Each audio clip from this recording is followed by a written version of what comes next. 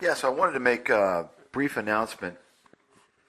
I don't know how brief this is going to be. Maybe I'll extend it to something else. But the main point of this is that, of course, I have there's a lot of customers that we deal with around the world, and many countries for which I don't really know a lot about. Maybe I know some things superficially, but really I don't know much about the countries. I don't know much about the laws, the culture, the way of life, the accepted norms, and so forth. But I do know this. In the Western world, America pretty much, I think it's pretty obvious to most people, we still have the most liberties and freedoms in terms of our right to speech. Now, of course, it's been taken away. A lot of it's been taken away over the past several years, maybe a couple of decades or so. But we still have an advantage over our, let's say, European peers. Okay, and I only know this after having had some discussions with some individuals from Europe, from England. And the problem is that when you are living under an umbrella, or let's just call it what it is, a dictatorship of, and I'm not referring to England per se. I'm talking about most of these countries, if not all of them. They're pretty much dictatorships disguised as democracies. I'm not going to get into that right now. But when you're living under that system that is constantly but gradually and nonchalantly imposing new morals and new modes of thinking, most of which fall under the category of political correctness. When you live in a country like that, you develop a certain mindset over time, and you don't realize it until you interact with perhaps people from other countries. So let me give you an example. In America, you can still say things about, let's say, homosexuals, or I don't know. Of course, more and more you can tell the Jewish mafia wants to eliminate freedom of speech, right? And so anyway, you can criticize homosexuals or lesbians or many other types of groups, and but in some of these other countries, you can get into some trouble. Now, of course, in America, I'm not saying you can't get in trouble, because you can. If you are in a workplace, right, the corporation, right, because the corporations, it's one and the same with the government. They're basically the same entity.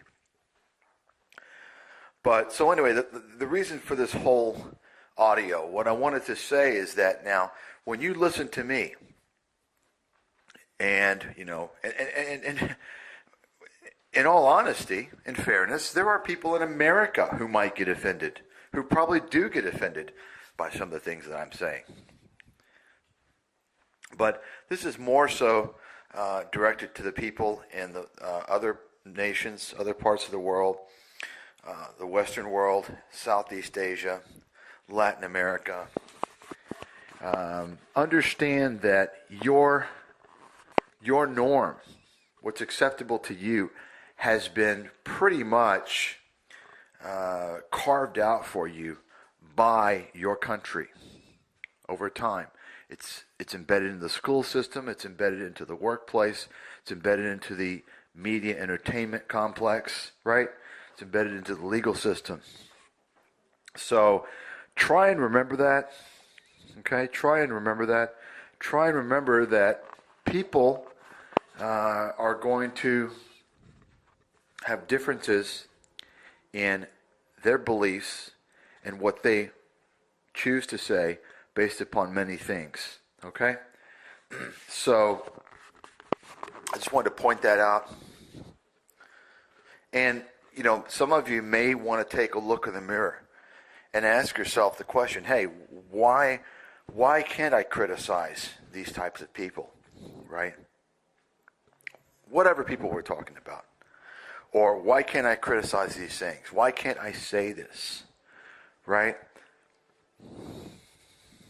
The older you are, the better perspective you have on these issues, because you can look back, if you have a decent memory, and you can see how things were 20, 30, 40 years ago.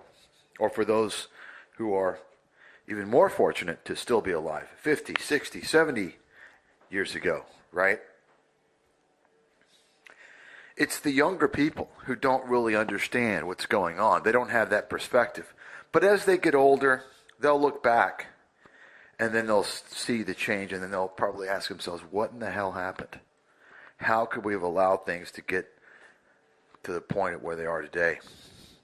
We see people today in that same situation, asking themselves, how in the hell did things go so bad? Right? What happened? And so that's kind of a recurring process. That's just going to continue. And so I just wanted to point that out to don't be offended and don't be afraid. Okay? I don't have a problem criticizing, calling out, whatever you want to call it, any type of person, any type of race, right? Any type of religion, nationality, so forth, because I'm an equal opportunity realist, okay? Or some could call me equal opportunity critic or basher. So I don't have a problem doing that. I don't think anybody should.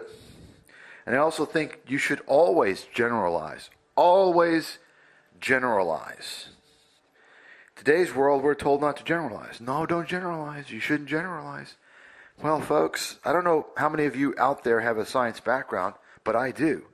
The process of generalization is part of the scientific method. Without generalization, there would not be any science at all. So, I think the important thing is to understand how to generalize and the utility of generalization. Generalizing doesn't mean that every single person or every single instant or situation is going to fit into your general hypothesis or general conclusion, right? It's just a starting point. So all of these things, it's all about thinking the right way. And I think that most people in the world have lost their way on how to think. And I was reminded about that. Matter of fact, I was reminded about the true nature, the true severity of the establishment today when I was chosen to, or forced to show up for jury duty. Perhaps I'll get into that in some other time, but it was pretty shocking what I experienced from our court system. First time ever in jury duty, and fortunately I was not selected. I knew I would not be selected after my second interaction, because I could see what was going on. Complete manipulation, complete establishment thinking.